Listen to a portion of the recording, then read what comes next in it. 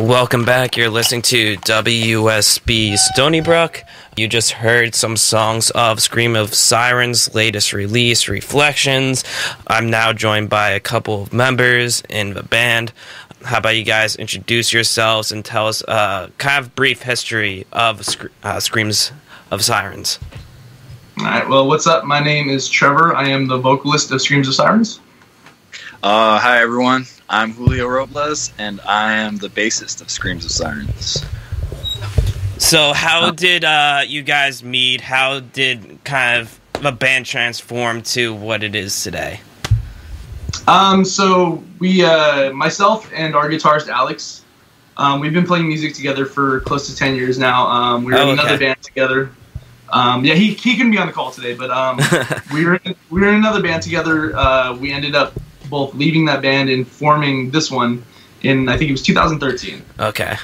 And we just basically started writing and trying to do our own thing, and then we ended up going through a few member changes, getting Julio, which was like one of the best member changes possible. and we got our drummer Christian as well, and then Donald, our other guitarist, has also been with us since the beginning. Okay. Yeah. So did you guys kind of match musically when you came together? Or did it take a little while to kind of feel each other out, what you were trying to go for? No, actually, for the most part, we all, even though we have different music tastes, we all come in the middle, and we all listen to a little bit of everything. So it was pretty easy to come together in a way that we all complement each other as far as influences go. So you guys are based out of Pomona, out in California. So what's the scene like by you, whether it's just basically the rock scene, the metal scene, hardcore, and what are maybe some local bands that people should check out? The scene's actually, it's pretty good here, man. We have a lot of talented bands. We've been able to play with some of our favorites. One of our really good friend bands, the Mirage Theory. We've been playing with them for years now. They're fantastic musicians and really good guys. Another band, Within Reach, love those guys. They're super cool. Yeah, it's pretty good out here, man. It's not bad at all. Any venues people should check out if they do go out there at one point or another?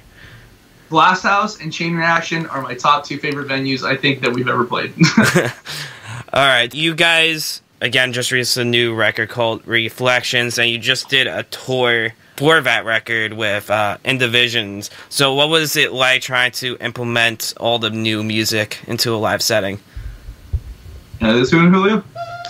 Well, implementing all the tunes into a live setting was very exciting.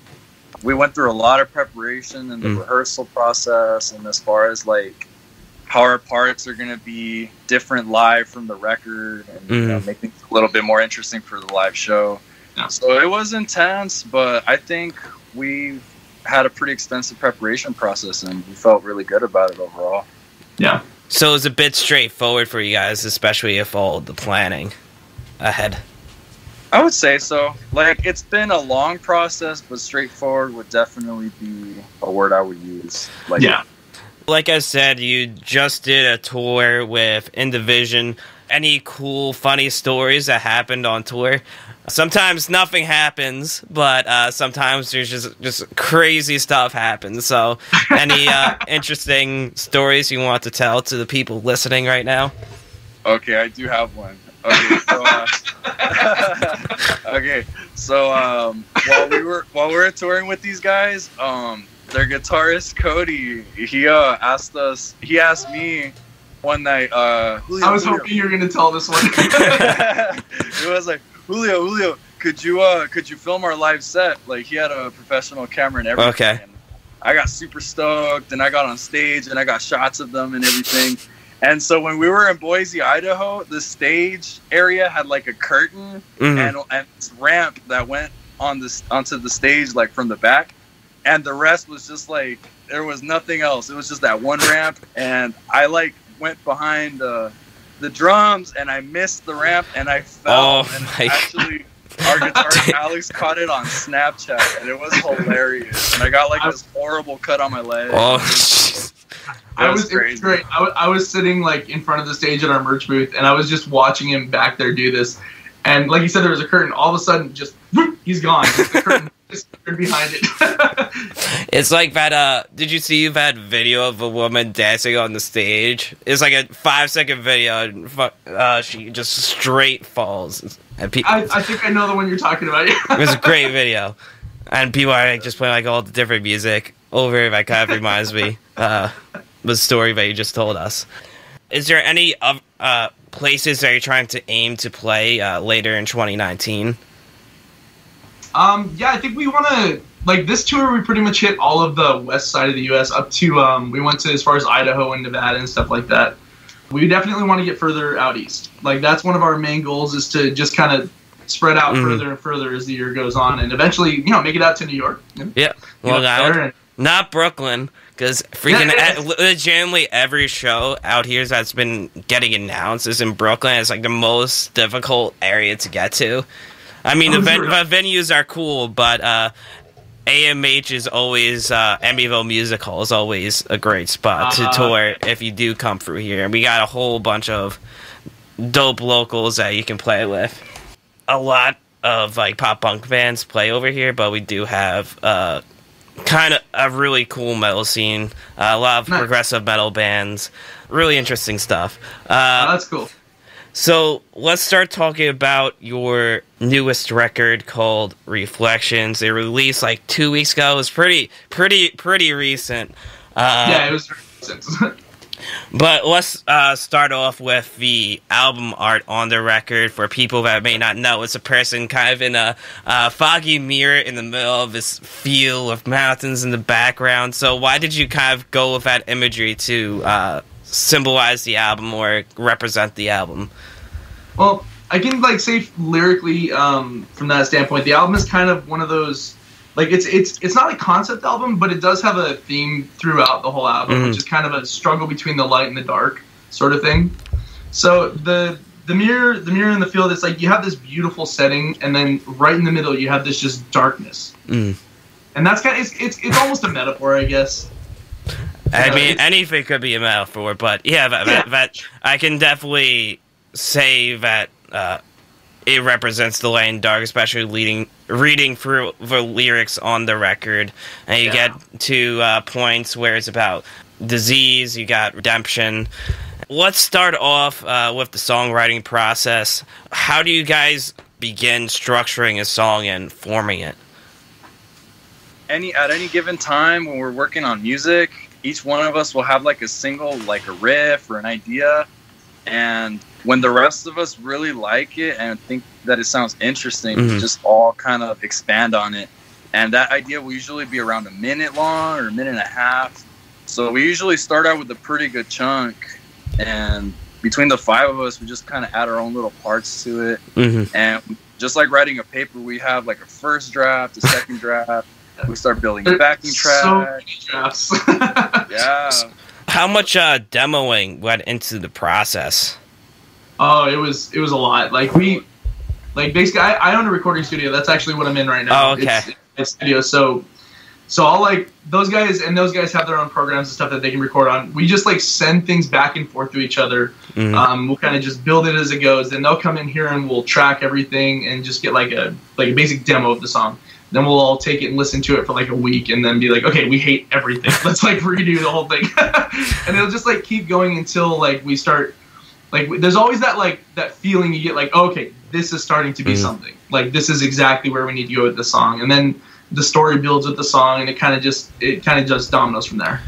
But going back to like how extensive the demoing was, there was just a lot of songs that never got finished. Also, like Trevor was saying, we would just kind of like scratch a lot of ideas. So yeah, I think looking back on it, there were like 6 or 7 other songs that we just threw out.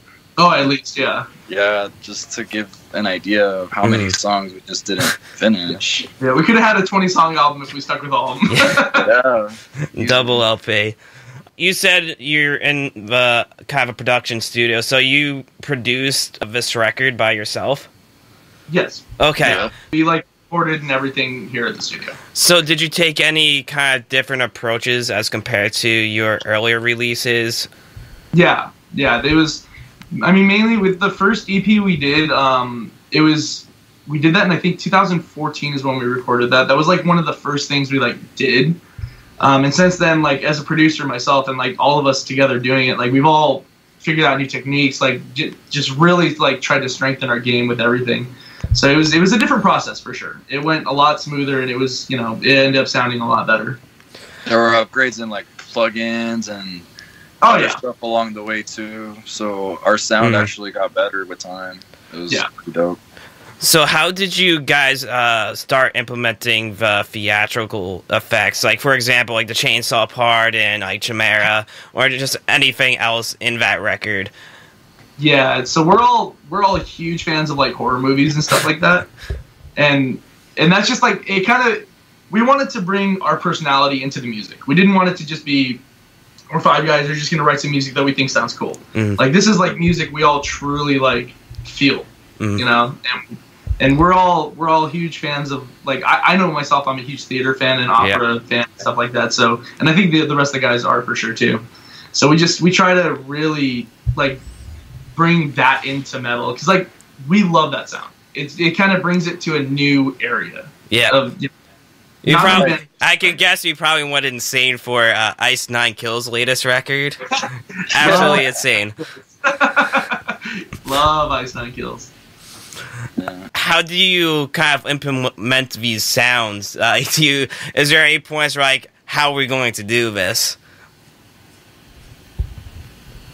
Well, I guess it just kind of we always paint a picture in our head of kind of what the scenery is portrayed in the song, and going back to like the movie approach, it's just kind of like building a scene. And so what do we hear in that scene? Like for example, in our song "The Rabbit Hole," I feel like I'm under a circus tent when I listen to that song, and given the piano tracks. Yeah. And it's we really thought of Alice in Wonderland coming up with the backing track.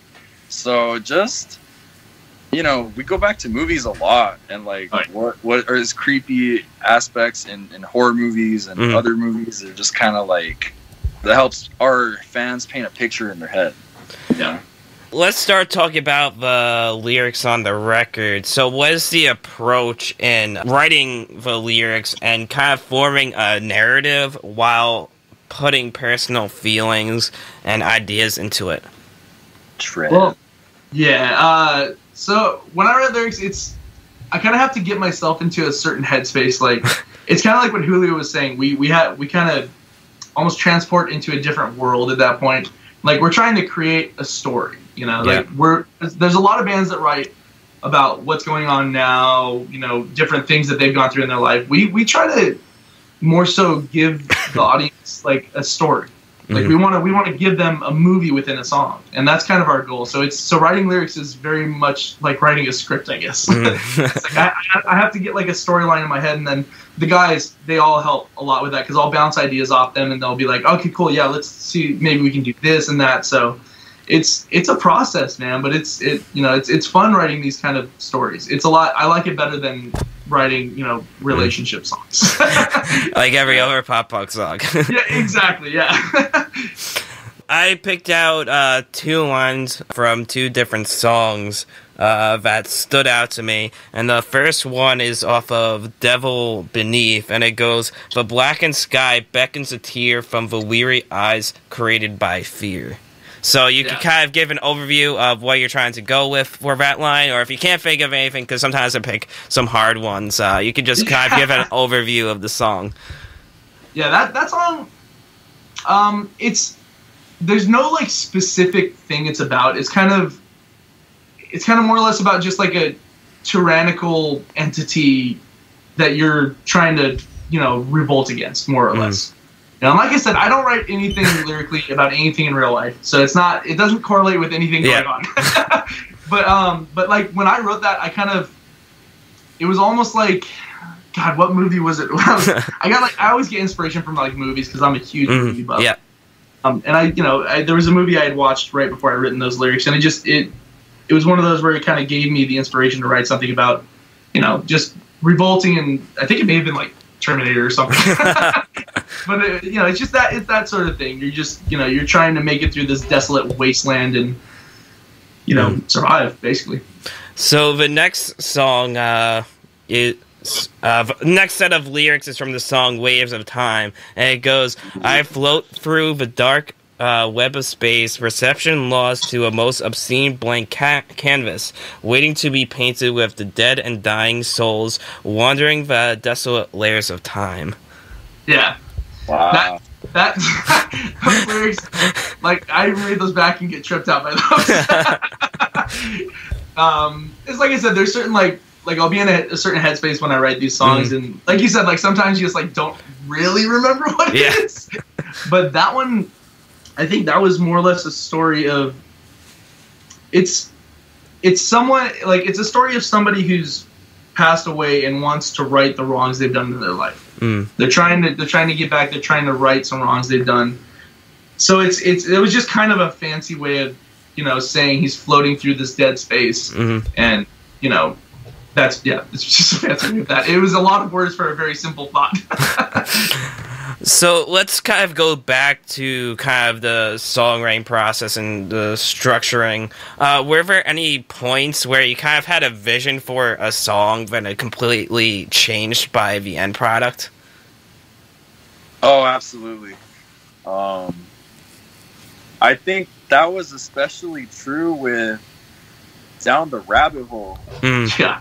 Down the Rabbit Hole sounded like there was entire parts that were just completely different. I think the backing track went through a lot of changes. It originally did not sound as like circusy or as Alice in Wonderland-esque, if you will. Yeah. So we really had to work harder to bring that out of the song.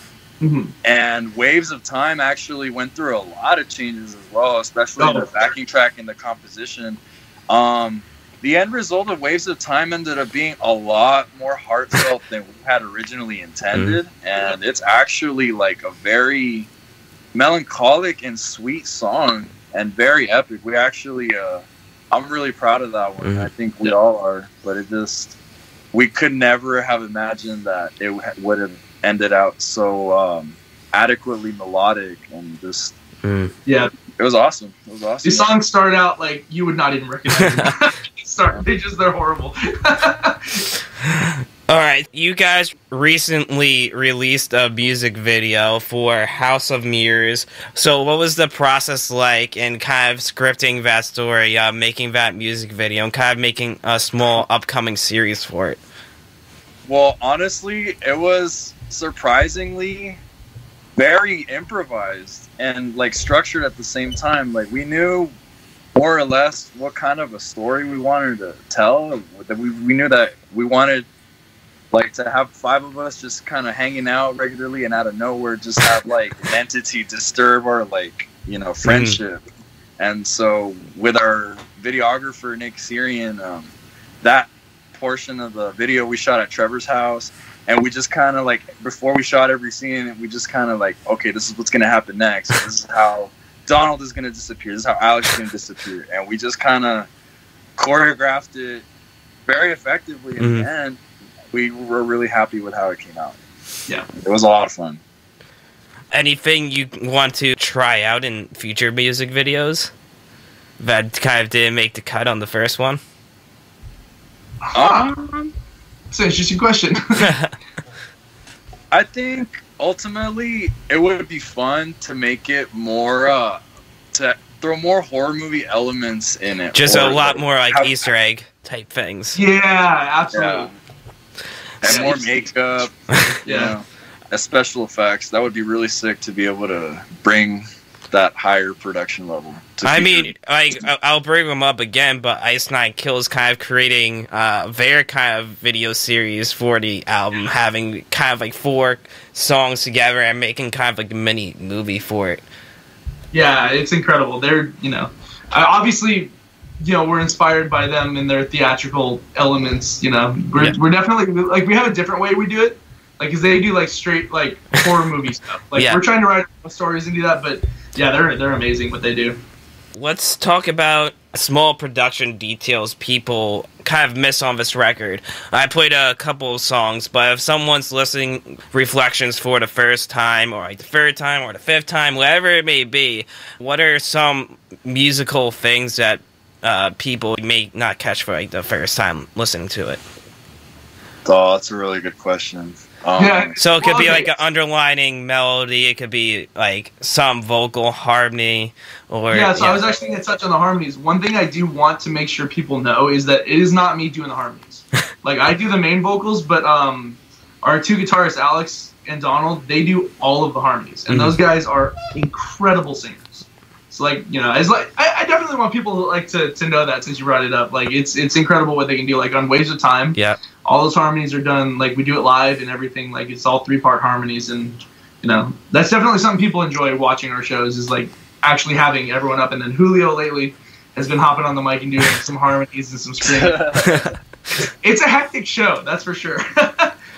One thing I also want to shout out is that the song Labyrinth off of this record was, like, instrumentally completely written by our guitarist Donald Bolden, and that is the hardest, like, most ambitious song on the record, and it's tricky. It was the longest, most intricate, like, to track for the whole 6 months that we were just hashing this record out. It kicked my butt. It kicked everybody's butt, actually.